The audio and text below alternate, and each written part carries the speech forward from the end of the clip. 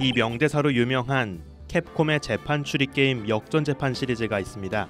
역전재판의 첫 번째 시리즈 마지막 에피소드에선 무려 15년 동안 미제로 남아있던 한 살인사건의 진범이 공소시효가 끝나기 바로 직전 밝혀지는 극적인 장면이 등장합니다. 사건 당시 현장에선 찾지 못했던 총알이 알고 보니 진범의 어깨에 박힌 채 숨어 있었죠. 주인공은 금속 탐지기를 사용해서 진범이 몸속에 숨기고 있던 총알의 존재를 밝혀내고 결국 진범의 자백을 받아냅니다. 무려 15년 동안 몸속에 총알을 숨기고 있었다니 참 엄청난 시나리오죠. 놀랍게도 최근 이와 똑같이 오랫동안 심증으로만 남아있던 대충돌 사건의 전말이 밝혀지는 증거가 새롭게 확인되었는데요. 지금으로부터 약 40억 년 전 갓 태어난 지구를 향해서 화성만한 크기의 고대 행성 테이아가 돌진했습니다. 그리고 그 대충돌의 결과 떨어진 테이아의 반쪽 파편들이 모여서 지금까지 지구 곁을 돌고 있는 달이 되었죠. 하지만 달을 만들고 사라진 테이아의 나머지 절반의 흔적은 지금껏 태양계 안에서 찾지 못하고 있었습니다. 거대한 충돌 순간 떨어져 나간 테이아의 반쪽이 종적을 감춘 것이죠. 그런데 놀랍게도 최근 지질학적인 탐사를 통해서 바로 그 거대한 탄환이 40억 년간 지구 내부에 고스란히 숨어 있었다는 사실이 밝혀졌습니다.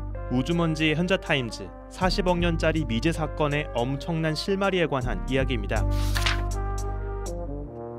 지구 곁을 돌고 있는 저 거대한 달은 대체 어떻게 만들어진 걸까요? 천문학자들은 아폴로 미션 기간 동안 가지고 온 여러 달 샘플을 분석해서 오래전 지구에 벌어진 거대한 충돌의 결과로 달이 형성되었다는 대충돌 가설에 힘을 실어주고 있습니다. 태양계가 완성된 지 얼마 안 되었을 때 당시 지구와 비슷한 궤도를 돌고 있는 또 다른 작은 행성이 하나 더 있었습니다. 이 고대 행성은 지구와 태양 중력 사이에서 균형을 유지하는 라그랑주 4포인트에 놓인 채 태양 주변을 돌고 있었죠.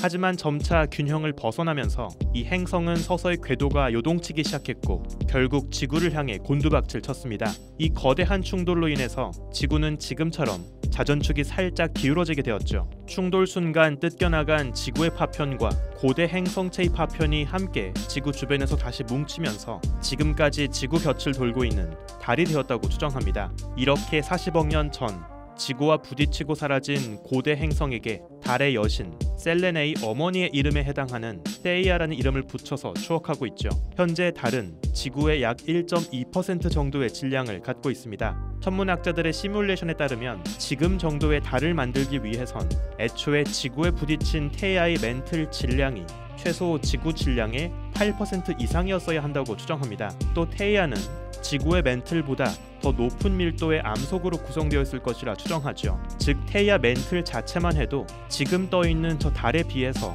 최소 6배 정도 더 무거웠어야 합니다. 즉 달을 만들고도 상당히 많은 질량의 테이아 조각이 남았겠죠. 이 사라진 상당량의 테이아 덩어리들, 이 사라진 탄환을 찾아내야만 대충돌 시나리오의 진위를 밝힐 수 있을 겁니다. 오랫동안 천문학자들은 태양계 공간에 흩어진 소행성들 사이에서 그 흔적을 찾아내려 시도했습니다. 하지만 이미 사라지고 없는 고대 행성의 존재 여부를 밝히는 건 참 어려운 일이었죠. 사건 현장을 아무리 찾아봐도 총알 자국과 화약 냄새만 남아있을 뿐 가장 확실한 증거인 탄환은 이미 사라진 상황이었습니다. 그런데 최근 전혀 예상치 못한 흥미로운 가능성이 거론되기 시작하고 있는데요. 바로 달을 만들고 사라졌던 테이아의 일부가 지금껏 지구 내부에 고스란히 남아있었다는 것이죠. 지질학자들은 지구 전역에서 벌어지는 지진의 진동이 얼마나 빠르게 어느 각도로 퍼져가는지를 통해서 직접 들여다볼 수 없는 지구 내부의 지도를 그립니다. 지구 내부 물질의 밀도 분포에 따라서 지진파가 퍼져가는 속도와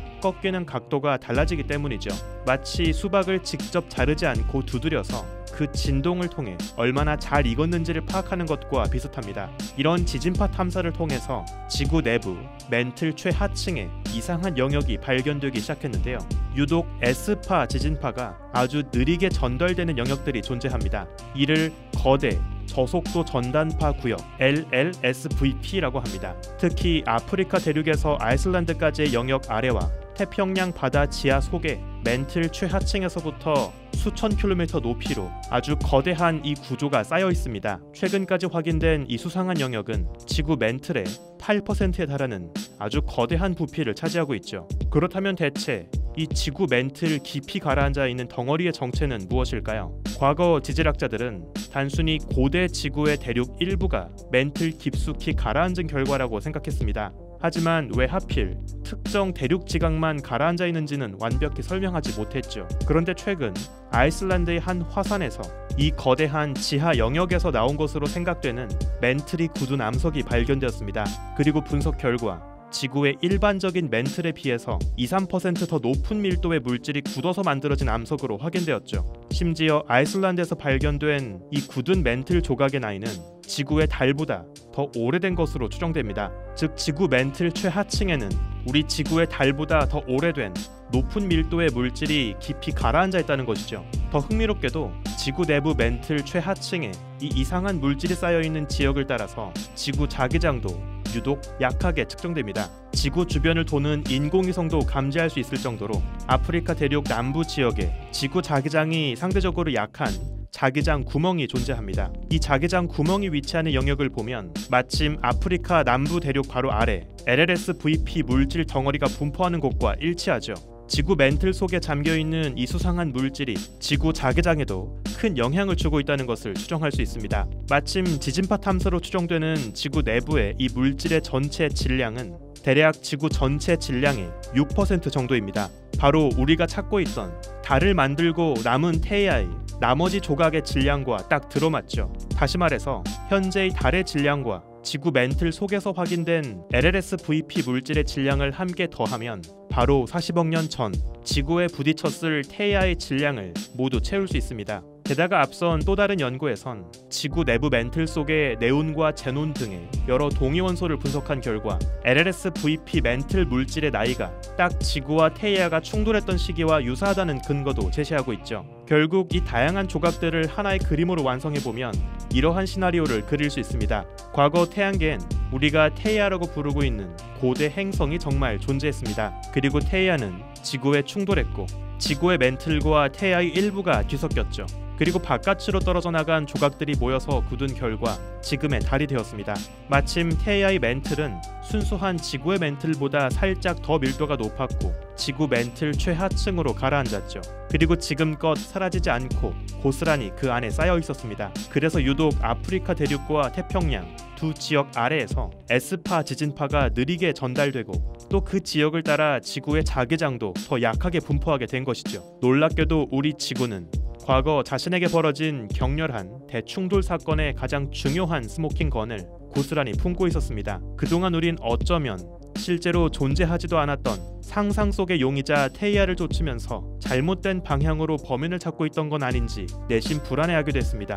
하지만 비로소 그 불안감을 날려보낼 수 있는 마지막 실마리, 숨어있던 탄환의 존재를 거의 발견해 나가고 있습니다. 이제서야 하필 왜 우리 지구에게 저런 거대한 달이 왜 만들어지게 되었던 건지 그 특별한 사건의 그림이 완성되어 가고 있습니다. 우리 지구의 달은 하늘에도 그리고 우리 발밑에도 존재하고 있었습니다. 우주먼지 현자타임즈 오늘의 이야기는 여기에서 마칩니다. 구독과 좋아요도 부탁드릴게요. 우주먼지 여러분 감사합니다. 안녕.